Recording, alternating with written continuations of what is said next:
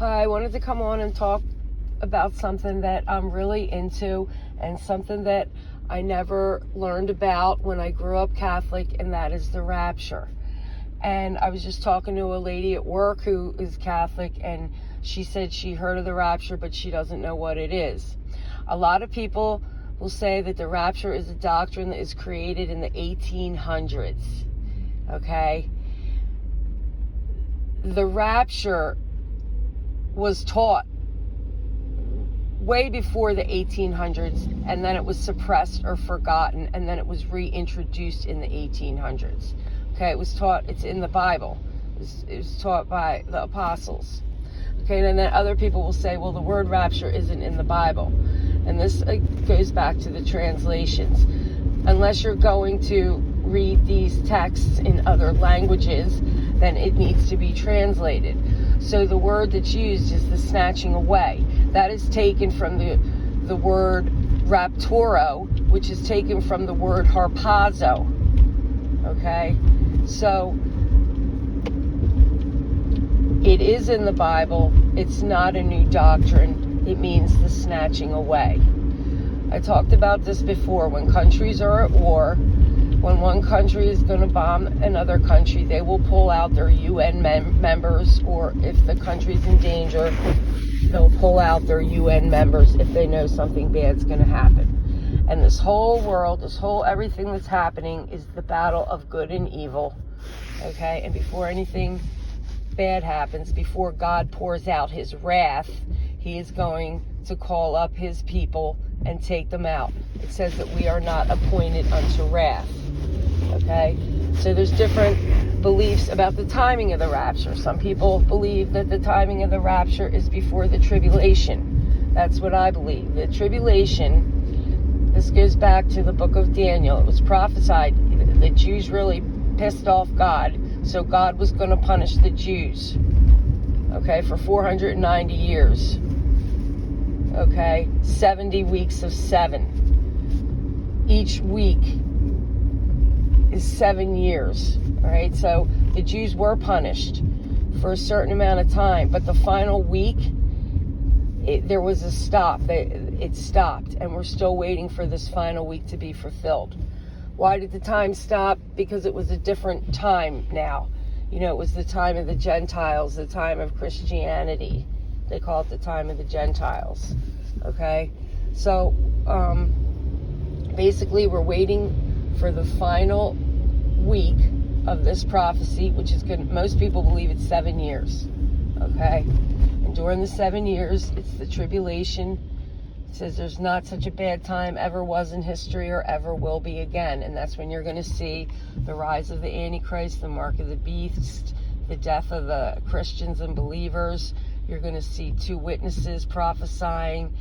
You're going to see, this is interesting, it says the angel with the key to the bottomless pit will open it up, and you'll see all kinds of crazy entities, fallen angels, whatnot.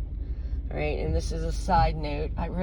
It sounds crazy. It sounds like a second grader, but I am really into like supernatural stories, not just ghosts and things like that, but cryptids. So cryptids are things that are not human, and that would be like, again, I know it sounds juvenile, but like Bigfoot, the Loch Ness Monster, Slender Man, Dog Man, you know, all these things. And if you ever, I don't know. Anyway, it says these stories really are becoming more and more prevalent and more common. You know, you see the veil getting thinner, and you see change in some people, okay? But anyway, the rapture is when God is going to call out his people before his wrath. So it says in the book of Revelation, because you have kept the word of my patience, I will also keep you from the hour of trial that is coming to test the inhabitants of the earth. So to me, that hour of trial and temptation is the mark of the beast. Okay, it says that unless God comes back, there will be no flesh survived. Okay, so I have a whole video about the mark of the beast. Now, people always say no one knows the day or the hour. Okay, when you really look at that verse, It's not talking about the rapture. It's talking about the final consummation of everything, the final end, okay? But when Jesus talks, first of all, about the end times, he says, be not deceived, many will come in my name claiming to be Christ, which is going to be like the Antichrist. People are going to think he's God. I know it sounds crazy. But the other thing Jesus said was, you are not children of the night, of the darkness. You're children of the day, And it says, watch therefore. Watch therefore. We're commanded to watch. So it's like if we're commanded to watch, it tells us, well, why would we be commanded to watch if we wouldn't see anything coming or if we wouldn't know anything? We will. I truly believe that. We were commanded to watch. He said if the owner of the house knew when the thief was going to break in, he would have watched.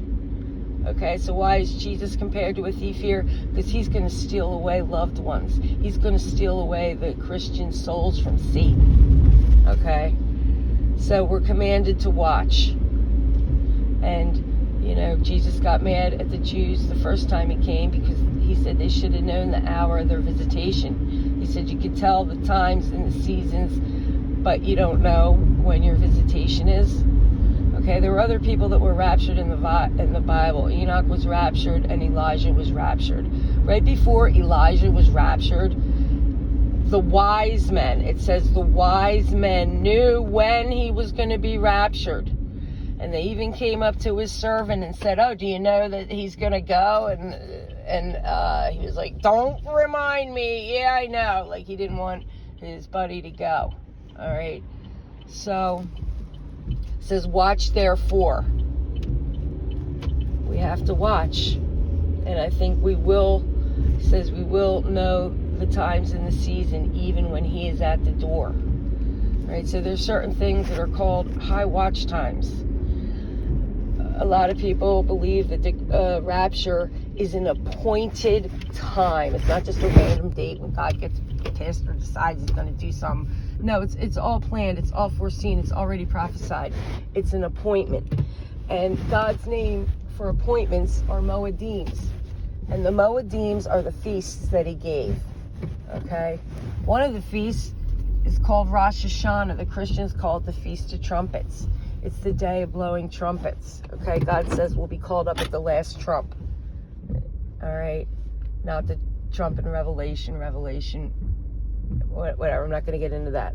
But the Feast of Trumpets is also known as the day when the dead rise. It says the dead in Christ will rise first, and then those who are alive and remain will be caught up together with them in the air to meet the Lord, and so shall they ever be with the Lord. So the Feast of Trumpets is known as the day of the dead rising. Interestingly enough, the Feast of Trumpets, like we would say, oh, it's the we would say maybe like it's the holiday where you decorate trees and give presents, It's like a description of the holiday we would all know as Christmas. Well, the description of this particular day is the feast where no man knows the day or the hour. And the reason no man knows the day or the hour when the feast begins is because it all depends on the sighting of the new moon by the priests. Okay, so it could be cloudy. They may not see the moon, whatever reason.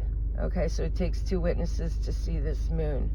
So, Jesus fulfilled, there were 7 feasts given. He fulfilled the first 4. Pentecost, like maybe halfway. He died on Passover. He was raised on first fruits. Pentecost was fulfilled because the Holy Spirit was given. And, we're waiting for the fall feast to be fulfilled, which is Rosh Hashanah, the Feast of Trumpets. Isn't it interesting that after Rosh Hashanah, the Feast of Trumpets, there's the 7 days of awe. 7 days, okay? So a lot of people believe that these 7 days represent the 7 years of tribulation, because after these 7 days is the Day of Atonement, the final judgment. So during these 7 days, the Jews atone for their sins, and they try to make amends, and they want to turn to God. So during the 7-year tribulation, that's going to be one of the greatest harvests of souls. people really have to decide, are they going to turn to God or not? And then after these 7 years is the day of atonement, the judgment, when people believe Jesus will actually step foot on the earth again. Okay, he doesn't step foot at the rapture, he comes in the clouds. All right. So the crazy thing is, I hate to say that it's crazy, but this is all real. It is mind-blowing to think that, oh my gosh, it is all real. Okay, so the Feast of Trumpets is coming up this year on, when is it? It's October 2nd to the 4th, because no one knows when it's going to start.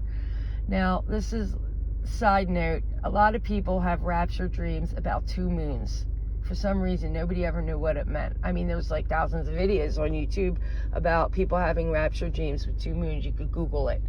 And this year, there's going to be a comet that may appear as a second moon in the sky. All right.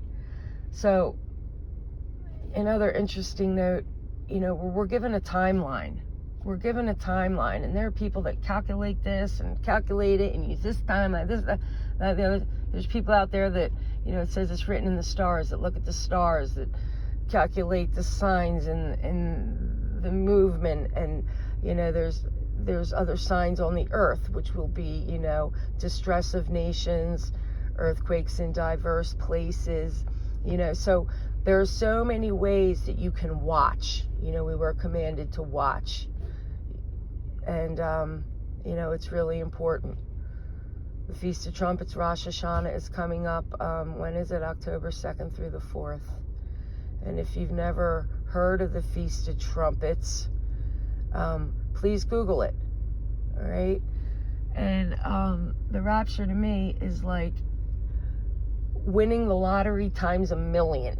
Okay? People might look at it as a death wish or sick, that like you want to go. Yeah, I want to go. I want to go to heaven and be with Jesus. I want to leave my body that's like giving out. I don't want to see my parents die. I don't want to see my child go through hard times and see me die. I don't want to see my pets die. I don't want to go bankrupt in this economy. And life is struggle, and we're here for a battle, and this isn't our reward. And I always think, I've been waiting for the rapture. We all want it to happen.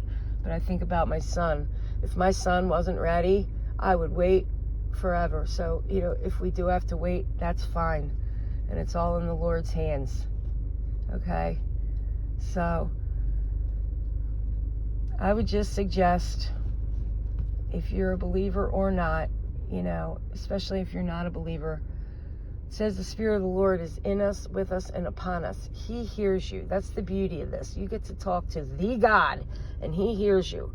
So please talk to Him in your mind with a sincere heart. And then I would just suggest, quiet your mind. Quiet your mind. When I've done it, I've gotten thoughts. It's unbelievable, the peace that God will bring you. And He's right there. All right. I hope everybody has a great day. And, we have nothing to fear. And no matter what happens, we're all going to see our loved ones again. Okay? And it's going to be great. This life is but a vapor. It quickly disappears.